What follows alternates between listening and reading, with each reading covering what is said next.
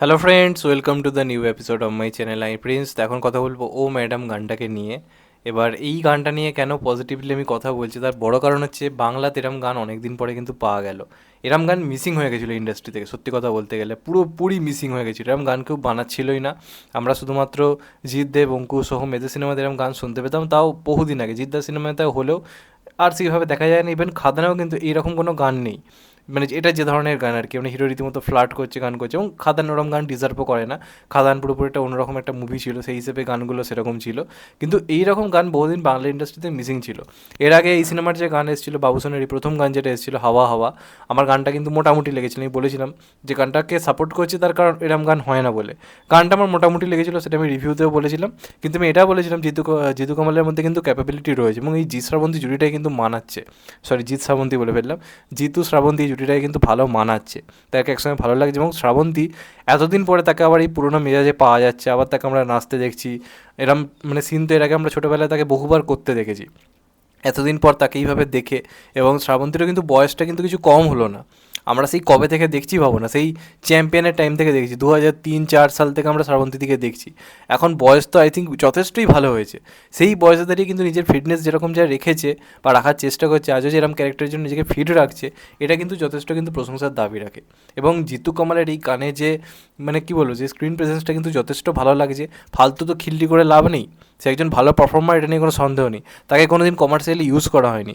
এখানে তাকে পরিচালক ইউজ করেছে, এবং এসকে মুভিজ এই কাজটা কমার্শিয়ালি বানিয়েছে। এর আগে যে কাজগুলো এসছে ওগুলোর মধ্যে কোনো কমার্শিয়াল ভাইবই ছিল না, যে কাজগুলো তাদের রিসেন্ট রিলিজ করেছে। এটা তাও দেখে ভালো লাগছে কি তাদের অনেকগুলো কাজের মধ্যে এই কাজটা অন্ততপক্ষে তারা মাসি কমার্শিয়াল হতে বানিয়েছে। অন্ততপক্ষে কমার্শিয়াল হিরো হিসেবে জিতু কামালকে লঞ্চ তো করার চেষ্টা করছে। আর এই গানটা কিন্তু প্রথম গানটা যেটা এসেছিলো হাওয়া হাওয়া, তার থেকে আমার কিন্তু বেটার লেগেছে। কস্টিউমে এই গানটাতে অনেক বেটার লাগছে, লোকেশন ওয়াইজ গানটা দেখতে ভালো লাগছে।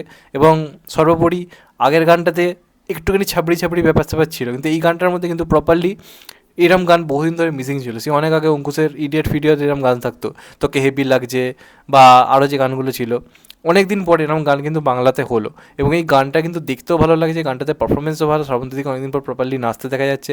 এবং কোথাও গিয়ে জিতু কামালকে দেখে অন্ততপক্ষে সেই মানে ইয়ং বয়সে জিৎদা, দেবদা বা অঙ্কুশকে আমরা যেরকমভাবে দেখতাম, মানে জিতুদাকে এইভাবে দেখে ভালো লাগছে। মানে কখনো তো ভাবিনি জিতুদাকে আমরা এইভাবে দেখতে পাবো, তাকে যেভাবে ইউজ করা হয়েছে।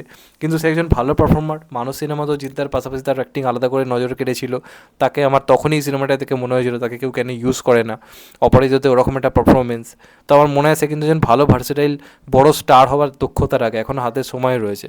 তাকে প্রপারলি সুযোগ দিতে হবে, চান্স দিতে হবে। তবে সিনেমাটা কতটা ভালো তার উপর কিন্তু সবটা ডিপেন্ড করছে। এই যে কালকে রিলিজ করলো অমর সঙ্গী, ট্রেলার টিজার থেকে কিন্তু ভালো প্রমিসিং লেগেছিলো যে হ্যাঁ ভাই একটু বেশ মানে একটু বেশ অন্যরকম কিছু কাজ হবে। কিন্তু গিয়ে দেখলাম সেই ঘরোয়ানা একই টাইপের সিনেমা।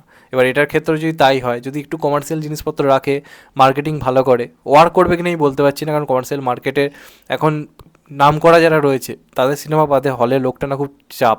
কারণ জিতুদা ফিতুদা এখন সেই বড়ো সেই স্টার হয়ে যায় নিচে, তাদের নামে লোকে হলে যাবে। এটাকে ক্রিয়েট করতে হবে, ভালোভাবে ক্রিয়েট করতে হবে। ভালো লাগছে কি এসকে মুভিজ ট্রাই করছে, তারা সফল হবে কবে না তারাও যায় না, অন্তপক্ষে ট্রাই করছে।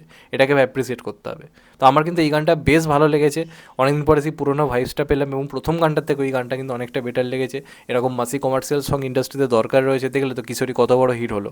তো এরকম গানের কিন্তু একটা হিউজ দর্শক রয়েছে। এবং এই গানটা তথাকথিত অন্যান্য গানের থেকে আমার মানে মোটামুটি হলেও এগিয়ে রাখবো, ভালো লেগেছে কোথাও গিয়ে।